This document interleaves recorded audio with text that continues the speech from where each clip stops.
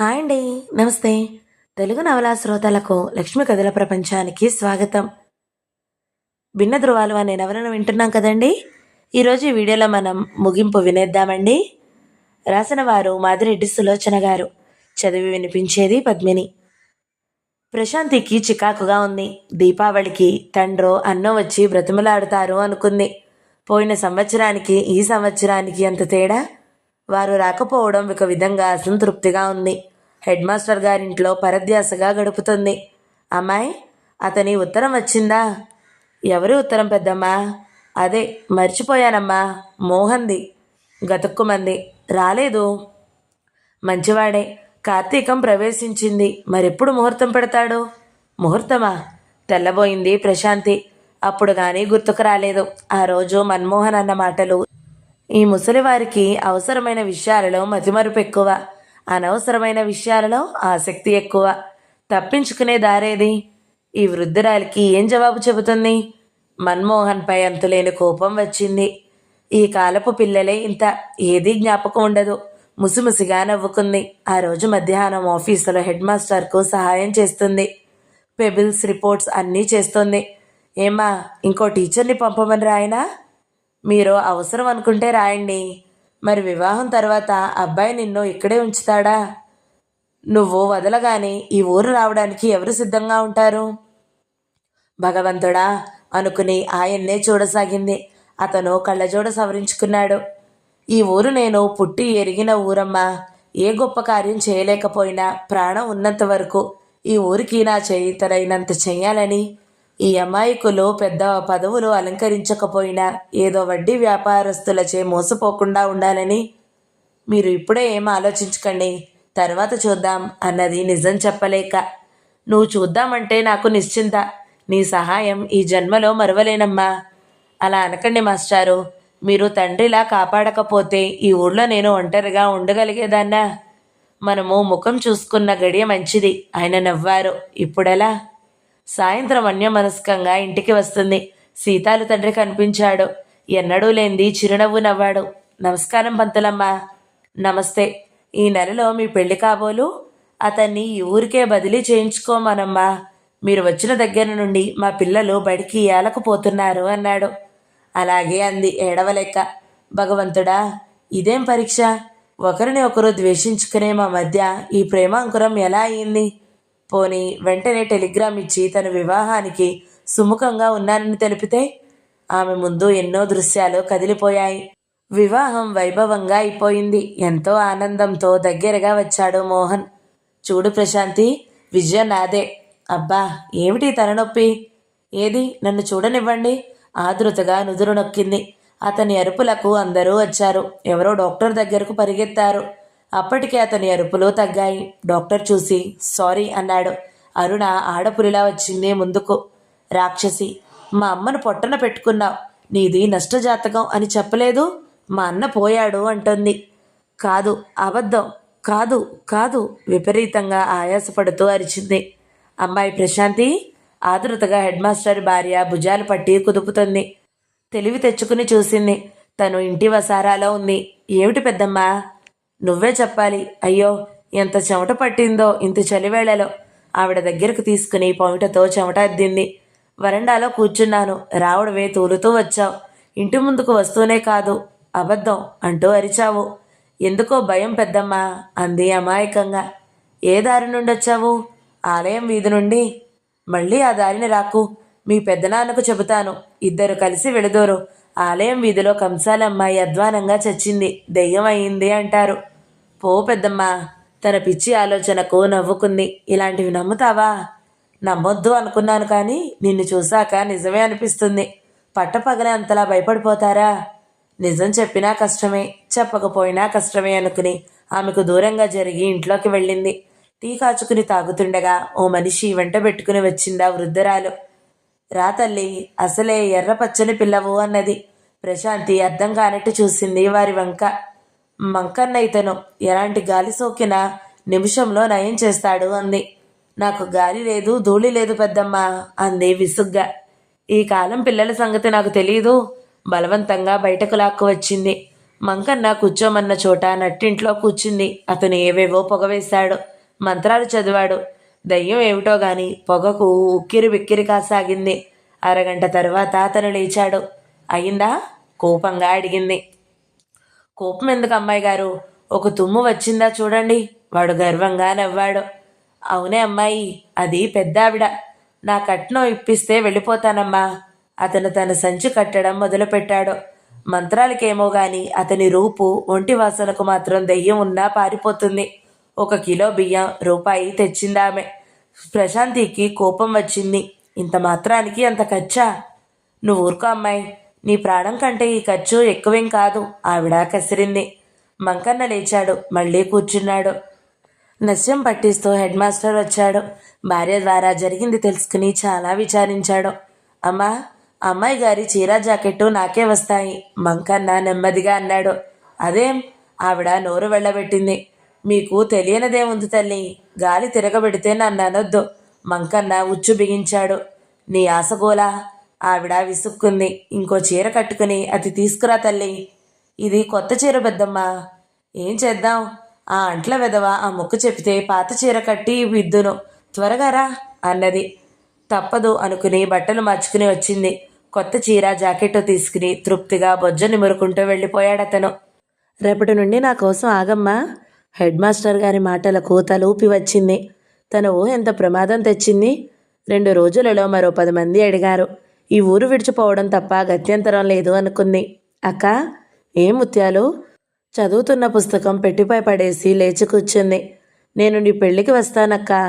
ముత్యాలు, అక్కడేం గొడవ చెయ్యము. మేమందరం 10 పైసలు చొప్పున జమ చేస్తున్నాం.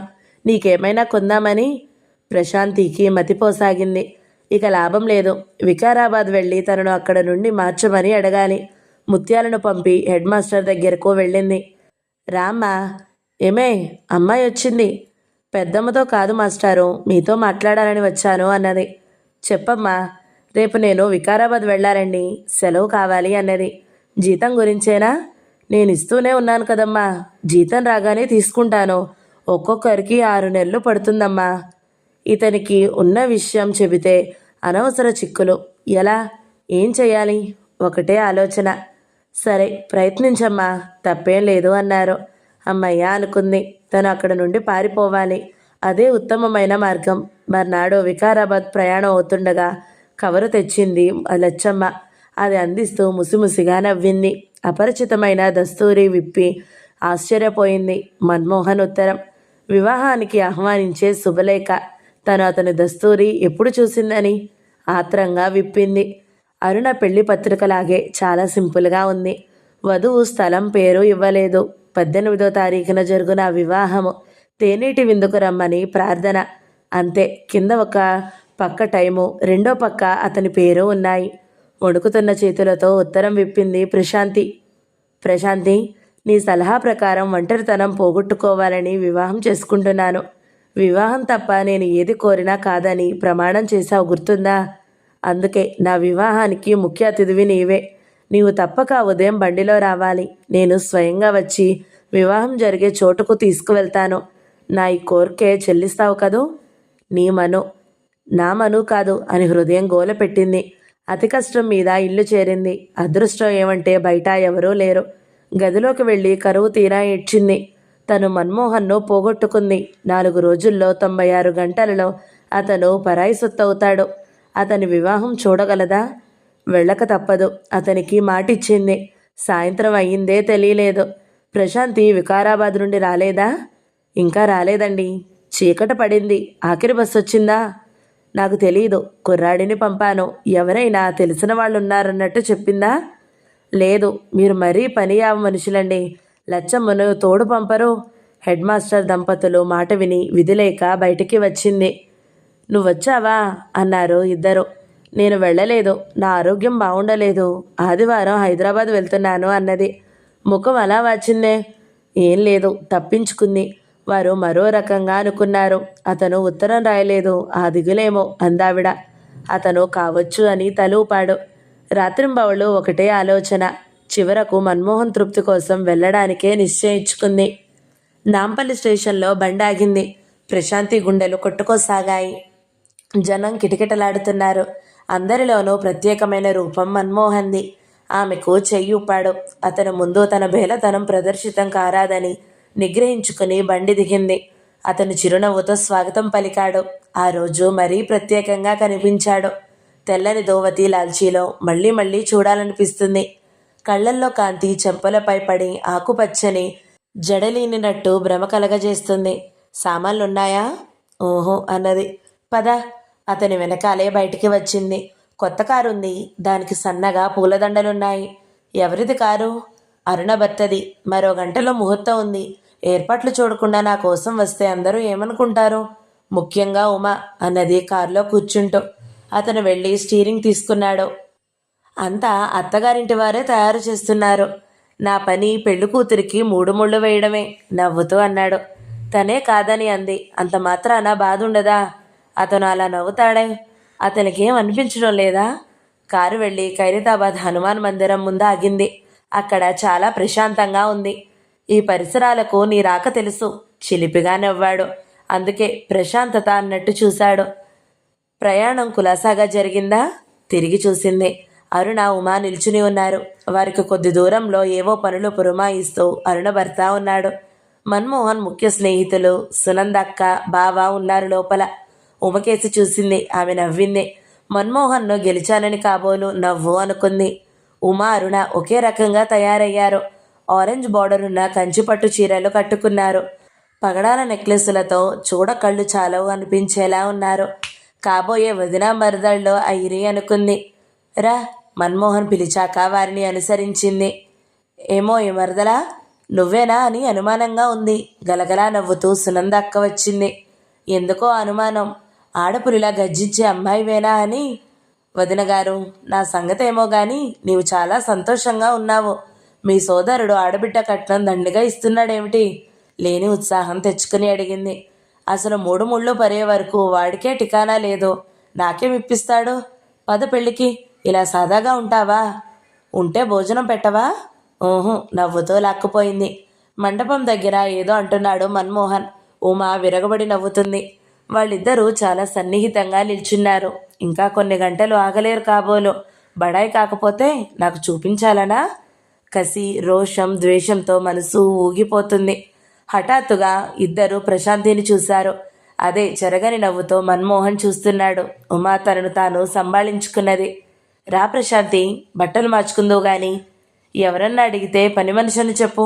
నేను ఇలాగే ఉంటాను రోషంగా అంది. ఉమా వెళ్ళిపోయింది. మన్మోహన్ దగ్గరగా వెళ్ళాడు. ప్రశాంతి, ఏమిటి? నీలో మొదట చూసిన కోపఛాయలు ఇన్నాళ్లకు మళ్ళీ కనిపిస్తున్నాయి. వెళ్ళి బట్టలు మార్చుకో. నా ఇష్ట ప్రకారం అందరికీ ఒకేలాంటి బట్టలు తెచ్చాను మృదువుగా చెప్పాడు. తప్పదా? నా కోసం ఏమైనా చేస్తానన్నావు? అన్నాను కసిగా అని గబగబా వెళ్ళింది లోపలికి. అప్పటికే చీరా జాకెట్టు సిద్ధంగా పట్టుకునుంది ఉమ. అవి తీసుకుని ఆలయంలో వారు తీసుకున్న సత్రపు గదిలో మార్చుకుని వచ్చింది. ఉమ తలలో పూలు పెట్టింది. బాజా వాళ్ళు వచ్చారు. చోట్ బాజాల్ కాషూర్ అనే పాట వాయిస్తున్నారు. బ్రాహ్మణుడు కూర్చున్నాడు. అందరూ మంటపం దగ్గర చేరారు. మొదట ఈ పూలదండలు మార్చుకోండి. బ్రాహ్మణుడి కేకలు వినిపిస్తున్నాయి. పరధ్యాసగా చూస్తున్న ప్రశాంతి మెడకు చల్లగా మృదువుగా గిలిగింతలు పెట్టినట్లే అయింది. తేరుకుని చూసేసరికి మెడలో దండ. ఇదేం పరిహాసం అంటూ దండ తీసింది. అది విసిరివేయబోయింది. సరిగ్గా సమయానికి తలవంచాడు మన్మోహన్. దండ సరిగ్గా మెడలో పడింది. వెంటనే ఉమ భుజాలు పట్టి పీటల మీద కూర్చోబెట్టింది. బ్రాహ్మణుడు మంత్రాలు చదువుకుపోతున్నాడు. ఆమె కళ్ళు వెళ్ళబెట్టి చూడడం తప్ప ఏమనలేకపోతుంది. ఒకవైపు నుండి సునంద, బావ ఒకటే ఫోటోలు లాగుతున్నారు. మంగళసూత్రాలు పట్టుకుని మన్మోహన్ లేచాడు. ఆనందోత్సాహంతో ఉన్న ముఖం మరింత అందంగా కనిపిస్తుంది. ఆమె నోరు విప్పేలోగానే ఉమ జడ ఎత్తడం, అతను మంగళసూత్రాలు ముడివేయడం జరిగిపోయింది. కాస్త చిరునవ్వు రాని పెదాలపైకి అరుణ నవ్వుతూ అంది. చుట్టూ కలయ చూసింది. ఏం జరగనట్టు అందరూ మామూలుగా ఉన్నారు. ఏమిటిది? పెళ్ళి. ఉమ కొంటెగా జవాబిచ్చింది. నవ్వుతూనే ఇద్దరికీ బ్రహ్మముడి వేసింది. లేచి 3 చుట్లు హోమగుండం చుట్టూ తిరగండి. బ్రాహ్మణుడి ఆదేశం ప్రకారం లేచారు. తనే లేచిందో అతనే లేపాడో అర్థం కాలేదు. అతని చిటికెన వేలు అందుకుని హోమగుండం చుట్టూ తిరిగారు. మన్మోహన్ ఆదేశం ప్రకారం తలంబ్రాల తంతు, నాగవల్లి అన్నీ తగ్గించి వేశారు. మీరేం చేశారు? అస్పష్టంగా అంది. తరువాత చాలా సమయం ఉంది, అమ్మకు నమస్కరించుకుందాం పదా. అతన్ని ఏమనలేకపోయింది. ఇద్దరూ పక్కకు అరుణ వెంట నడిచారు. వారు తీసుకున్న గదిలో బల్లపై అతని తల్లి ఫోటో ఉంది. దాని ముందు అగరొత్తులు వెలిగించున్నాయి. చిన్న మాణిక్యంలో జ్యోతి వెలుగుతుంది. ఇద్దరూ పటం ముందు మోకరిల్లి లేచారు. అతను లాల్చీ జేబులోనికి చేయి పోనిచ్చి బంగారు గొలుసు తీశాడు. ఆనాడు అతని తల్లి ఇచ్చింది. అది ప్రశాంతి మెడలో వేశాడు. పద, ఆమె చేతిని పట్టుకున్నాడు. ఎక్కడికి? ఇంకా పెద్దలు లేరు? అంతా కలలా ఉంది. కలే, నిజం ఇలా ఉండదు అనుకుంది. మేం వస్తాం, మా కారులో మీరు వెళ్ళండి. సునంద బావ సామాన్లు లోపల పెట్టిస్తున్నారు. ఒకవైపు ఆనందం, మరోవైపు విస్మయం, ఇంకోవైపు అతని సాహసానికి కోపం వస్తున్నాయి. అతని వెనకాలే కారెక్కింది. ముందు అరుణ, ఆమె భర్త కూర్చున్నారు. ఏదైనా అడగాలన్నా ఇబ్బందిగానే ఉంది. ఉమ వచ్చి ఆమె పక్కన కూర్చుంది. ఇప్పుడైనా నవ్వమ్మ వదిన, అరుణ హాస్యవాడింది. ఒకసారి తలెత్తి చూసి మళ్ళీ దించుకుంది. అరుణ వెనక్కు తిరిగింది. చాలా మృదువుగా మెల్లగా క్షమార్పణ కోరింది. నన్ను క్షమించు వదినా, నీ రూపం ఒకే రకమైన గుణం చూశాను. మరోవైపున్న ప్రేమమూర్తిని చూడలేదు. నాకు నిజంగా ఎంత గర్వంగా ఉందో. అన్నయ్య ఖచ్చితంగా అతని కోరిక మన్నించి వస్తావని అన్నా, నిన్ను చూసే వరకు నమ్మకం కలగలేదు అన్నది. అప్పటికి ప్రశాంతికి నోటమాట రాలేదు. జరిగింది నిజమని నమ్మడం కలగడం లేదు. మాట్లాడమ్మా చెల్లాయ్, ఈ అన్నా చెల్లెలున్నారు చూసావు, బలవంతంగానైనా తన పంతం చెల్లించుకుంటారు. మరి ఎలా నెగ్గుకు వస్తావో? అరుణ భర్త గలగలా నవ్వుతున్నాడు. మీరు నెగ్గుకు రావడంలే. అలాగే, అరుణ జవాబిచ్చింది. పక్కన మన్మోహన్ స్పర్శ గిలిగింతలు పెట్టినట్టే ఉంది. ధైర్యంగా తల తిప్పి అతని వంక చూసింది. అతను రోడ్డు వంక చూస్తున్నాడు. అతను గంభీరంగా ఉన్నప్పుడు మరీ ఉన్మత్తులను చేస్తాడు అనుకుంది. ఉమా తన వంకే చూడడంతో ముఖం తిప్పుకుంది మెల్లగా. సంతోషంతో హృదయమంతా పాకి ముఖం మీదకి నిలిచిపోయింది. ఉమా, మీరంతా మొదటే ప్లాన్ వేశారు కదూ? చిన్నగా అడిగింది. అంతా కాదమ్మోయ్, మీ ఆయనే. పెళ్లి కూతురు లేకుండా ఏర్పాట్లేమిటని అందరం గోల పెట్టినా వినలేదు. Thank God. నాకైతే ఆఖరి క్షణం వరకు ఒకటే భయం. అరుణ గుండెలు పట్టుకున్నట్టే చేసింది. ఇన్ని రోజుల్లో అతని రూపం ఊహించి ఊహించి కబుర్లు చెప్పిన ప్రశాంతికి అతను పక్కనున్నా మాట్లాడాలి అనిపించడం లేదు. ఆమె హృదయంలో ఒకే ఒక భయం పచ్చి పుండులా నలుపుతుంది. ఈ వివాహం అతని పాలిట శాపం కాదు కదా? పోనీ అలాంటిదేదైనా అతనితో పాటు తను ఊహించలేకపోయింది. తన ఊహల్లో కారు ఆగడం గమనించలేదు. ఉలిక్కిపడి చూసింది. కారు ప్రశాంతి నిలయం ముందు ఆగింది. ఎవరెవరో చుట్టూ చేరారు. ప్రశాంతి కొత్త పెళ్లి కూతురులా అలంకరించుకోకపోయినా భవనం మాత్రం అత్యంత శోభాయమానంగా వెలుగుతుంది అలంకరణతో. ఉమా అరుణ దిగిపోయింది కూడా తను చూడలేదు. ఏమిటిది మోహన్? అతని చేయి పట్టుకుని అడిగింది. నువ్వు ఇంట్లో అడుగుపెట్టే అర్హత సంపాదించి వస్తానని అనలేదు? అతను దూరంగా చూశాడు. కాంతమ్మ ఇంటివారు బంధువులు వెంటరాగా హారతి తెస్తుంది. ప్రశాంతి ఒక చెయ్యి ఆమె భుజాల చుట్టూ వేసి రెండో చెయ్యి అలాగే ఆమె చేతిలో ఉంచాడు. నువ్విక్కడ ఉండడం లేదు. ఆఖరు ఘట్టంలో వారికి మనస్తాపం కలిగించవద్దు. నా కోసం ఉత్సాహంగా ఉండు. అనుమానాలు శంకలు అన్నీ వదిలేస్తావు కదూ? అతని కళ్ళల్లోని ప్రేమారాధనకు కరిగిపోయింది. చుట్టూ జనం లేకపోతే అలాగే అతని చేతుల్లో వాలిపోయేది. భుజాల చుట్టూ ఉన్న అతని చేతిని తప్పించుకుంటూ చిన్నగా నవ్వింది. ఆ నవ్వులు అతనికి ఎన్నో ప్రమాణాలు వినిపించాయి. శాస్త్రోక్తంగా కన్యాదానం చేశాడు రఘుపతి. వేణు సునందలు షామియానాలో అతిథులకు పానీయాలు చూస్తున్నారు. కట్నాలు కానుకలు ఏమీ వద్దని నిరాకరించాడు మన్మోహన్. స్నేహితులు బహుమతులు ఇస్తున్నారు. వేణు కూడా పింక్ కలర్ పేపర్ చుట్టిన ప్యాకెట్ తెచ్చి చదివించాడు. కాంతమ్మ కోరిక తీరింది. తను ప్రశాంతిని ఇక చూడనేమో అని ఒకటే భయపడింది. అందరూ భోజనాల వైపు వెళ్లారు. వధూవరులు ఇంట్లోకి వెళ్లారు. కాంతమ్మ దిష్టి తీసి కూతుర్ని హృదయానికి హత్తుకుంది. నాకెంత పెద్ద శిక్ష వేశావే? మన్మోహన్ వాగ్దానం చేయకపోతే చచ్చిపోయేదాన్ని ఆదరంగా ముద్దు పెట్టుకుంది. వాగ్దానమా? అవును శాంతి. అమ్మ నిన్ను గూర్చిన దిగులతో మంచం పట్టింది. మా బావగారనొచ్చినా కొంటెగా చూసింది ప్రణతి. అమ్మకు నిన్ను తీసుకుని వచ్చి చూపుతానని ప్రమాణం చేశారు. మరదలు గారు, మీ అక్కయ్య మూడ్స్ ఎలా ఉంటాయో అని ఒకటే ఆతృత. ఉదయం నుండి దాహంగా ఉంది. అతను ఆ సంభాషణ తప్పించాలనే అంటున్నాడని తెలిసి ప్రణతి వెళ్ళి ఇద్దరికీ ఆరెంజ్ జ్యూస్ తెచ్చి ఇచ్చింది. ప్రణు, నువ్వక్కను పైకి తీసుకువెళ్ళు అని కాంతమ్మ చెప్పింది. సార్ మిమ్మల్ని బయటికి రమ్మంటున్నారు అని ఓ విద్యార్థి మన్మోహన్ని పిలిచాడు.